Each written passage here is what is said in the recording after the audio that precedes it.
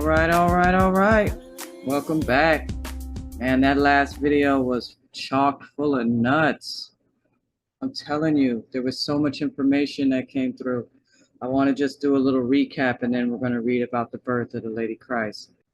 Anima and animus refer to the indwelling masculine and feminine energies that we all possess. Specifically, the anima is thought to be the feminine part of a man's soul, and the animus refers to the masculine part of a female soul. Both the anima and the animus are ancient archetypes or raw forms of energy that every being contains. Yeah, this information is in a lot of places, mostly out of India. It reminds me of the Gita video I did. If you didn't see that, you might want to check it out. It's a conversation Yeshua had while he was over there in India with Johann. It's very interesting, but that there's more truth in the scriptures of India than any other scriptures. Although the scriptures, he said, are tainted and they've been changed and altered by the worldly kings who sanction violent warfare. But Yeshua was telling Johann that your chief enemies are your lower impulses. That's where the real battlefield is, the battlefield of the soul. Because we're in a fallen state right now. This flesh is fallen. I don't know how many generations it's been, but it's a fallen state, even the whole world. We used to be a first heaven here, but after the fall, it's been called a contested world. I'll read a little bit about that. I also wanted to make a mention about the three forms of salvation. Well, wasn't that something? Yeah, I'm going to jump over there real quick again. Yeah, because I made a mistake. I said that the first form of salvation didn't have a name. And yes, it does. It says the Hebrew word matana, pronounced mat-ta-na, means gift and is a Nasarean sectarian term for the first form of salvation. So the first form of salvation is a gift. And that's because, thanks to Jahnah and the divine plan, a being cannot become non-being, therefore a being cannot truly die. So that's a form of salvation. But you can fall so deep asleep. I hope you got to see this in that last video, the three forms of salvation. Because you can fall so deep asleep that even the Lord and the Lady cannot awaken such a sleeper. And you sleep in the dust of darkness for endless cycles, unaware of anything, even that he exists. Wow. I mean, it's called the ladder of consciousness. So that's unconscious. That's coma. But you don't even have a body when you get that sleep. It says he has no body but sleeps in the dust of darkness for endless cycles. Man. It says, wherefore I say, put not off your salvation until next season or next year or next lifetime, saying, I will have fun now and repent later. For behold, what you call fun may make you too blind to recognize the hand of salvation that is now offered. That is just the first form. And the second form is called, that's how you pronounce it, yes, im alel. And even in that form of salvation, you don't know about the true walk. You don't know about the way. But you're partially aware of your relationship with Elohim, and you do love Elohim with great faith, but you don't know about the way. That's the second form of salvation. And it says continued existence in the mother ovum according to the placement of Elohim. And those rooms have dim light. The first form of salvation, it says the rooms are dark, and you're judged and you're placed by your thoughts, words, and deeds according to justice. And in this Megillah, it's called Father Justice and Mother Mercy. So I'm just putting two and two together that this second form of salvation, right? You're aware, you're partially aware, like you know about the Lord Christ, you know about all of that, sin, repentance, you know about all that, but you don't know fully about Elohim, which is, we're told in this Megillah that it's Jahnah and Jahnah are the way of creation. And then somewhere over here it says they are our Elohim. Because when they danced, Jahnah and Jahnah danced, they danced sparks of light, and each spark is a seed of light, and each seed of light is a soul, a nefesh, and each soul is created in the image and the likeness of Elohim. And Elohim, the Lord Christ and Lady Christ, who are Jahnah and Jahnah. All right, so that's Elohim. So this information would be, it would bring our awareness of Elohim maybe into that third form of salvation. That was pretty awesome. I want to read this to you too about faithful consciousness, because originally we had different bodies. This place had a different atmosphere. It was all more etheric. And since the fall, it's a contested world. And this is the Lady Christ talking to Enoch. She's just filling him in on everything that's going down. And that this world now is called the contested world. And it's just a higher hell. But okay, so Lucifer has but a weak hold on those worlds. And that hold is contested by the Christ family. Due to rampant killing, your world is fallen from the heavens, for there is no killing in the heavens. But the Lord and the Lady still have dominion over many in your world, and according to the rules of intervention may actively contest the fate of your world. And if your world is raised to once again reside in the heavenly hierarchy, El Cush will again join Cush. Yea, the old first heaven will be one with the new first heaven. And in that day, to seal our victory, the Lord and the Lady will reside on your world for 1,000 years.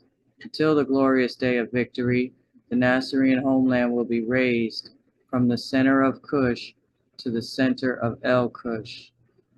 But the Nazarenes will not abandon the fallen world, but will work to raise it. Yea, the Nazarenes will maintain a remnant in the fallen world, and will have a homeland in El Cush, and will work to raise the fallen world. So El Cush is now the first heaven, because this place has fallen. And El Cush was in what is now called Ethiopia, Cush. So the first heaven is El Cush. And what we're about to read about is these lessons that you have to master in the first heaven. And so I'm pretty sure we could still master these lessons here, because even though it's fallen, it's actively contested. The presence of the Lord and the Lady are here. We got immortals here. So we got a lot of stuff in our favor here still. And even though it's not a first heaven, these lessons, we need to master them before we can reside in the next heaven.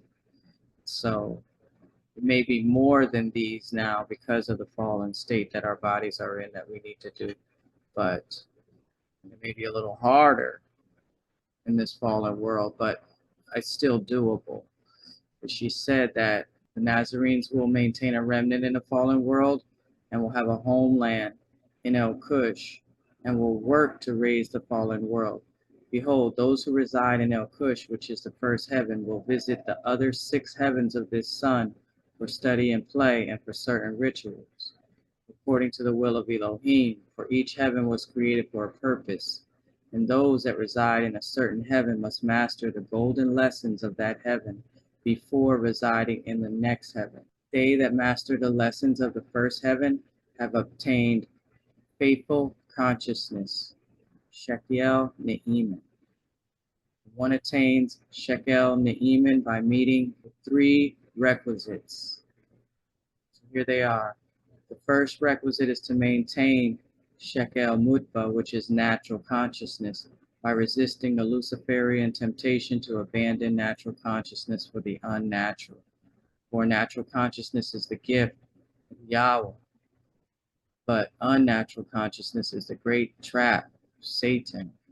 Think not that the great trap is new to your world, for behold, throughout the mother ovum in the lower worlds, the great war has long been fought. And this war is between those of artificial consciousness, which is enslaved light, and those of natural consciousness. That war is confined to the lower worlds, for those of artificial consciousness cannot enter the rarefied atmosphere of a second heaven or higher, yea, and they are barely able to infiltrate a first heaven. Even so, from their uninfiltrated abodes, the Christ family of the higher heavens wages war against Satan, and your world is now a battleground. So the second requisite of Shekiel Ne'iman, that's that faithful consciousness, is to make adequate progress in Shekiel HaHagresh, which is progressive mastery of the consciousness of the senses. At the level of a first heaven, adequate progress is ritualized consecration of the senses to Yahweh through the devotional practices of the Nasarean religion of the Essene way. You know, this is to lift up oneself and others in the healing way. That's what the Essene way means, the way of the healer, the healing way. The third requisite of Shekiel Ne'iman, that's that faithful consciousness, is the attainment of Ruiel, which is friendship with Elohim. Ruiel is the fruit of discipleship. Wherefore, behold, now, the four pillars of discipleship: sincerity of motive, diligence in studentship, persistence through time, loyalty, absolute, even in hardship. The four pillars support the roof of this heaven, and the name carved on the roof is friendship. And only those that attain this degree may enter the second heaven, where they have attained faithful consciousness, Shekiel Ne'iman, which is faithful consciousness. And so there's a ladder here of consciousness that you want to continue to ascend. And later on in the book of Enoch, it talks about the second heaven and the attainment there, and the third heaven and the attainment, fourth, fifth, all the way up the fifth heaven. You get the body that cannot die. So it's pretty awesome. But last thing I wanted to say about this here was that Ruiel is friendship with Elohim. So this is definitely the third, like in the third salvation, because our Elohim, now we've been told who they are, finally. If you Google Elohim, it will tell you that it means God, but it will tell you that it's a plural word that's used for a singular, I don't know. It's just a bunch of mumbo jumbo. But Elohim is plural, and that is Jahnah and Jahnah, and they are our Elohim. And when you use this YHWH, that's all four of them, centered and crowned in Yah. But it's Yah, Jah, Jalah, Jahnah, and Jahnah. That's called first family. That's what YHWH means. It's the name of names. Everything was right in front of our faces, and they just kind of lied and made all these freaking dumb dictionaries and told us things meant things that they really didn't mean. But it's all unraveling now. So we're going to get back over and finish out the birth of the Lady Christ. Sorry I made it so long, but all right. So we were all the way down at verse 39. And I told you we'll read about this, about her casting out these parasites in part 2. So behold her incarnation when our mother entered the place wherein souls await to enter incarnation in this world. She found it infested by parasites, where demonic entities had infiltrated this place, and the Lady Christ cast them out. And then the lady made an incantation of banishment, that the parasites not return to that place.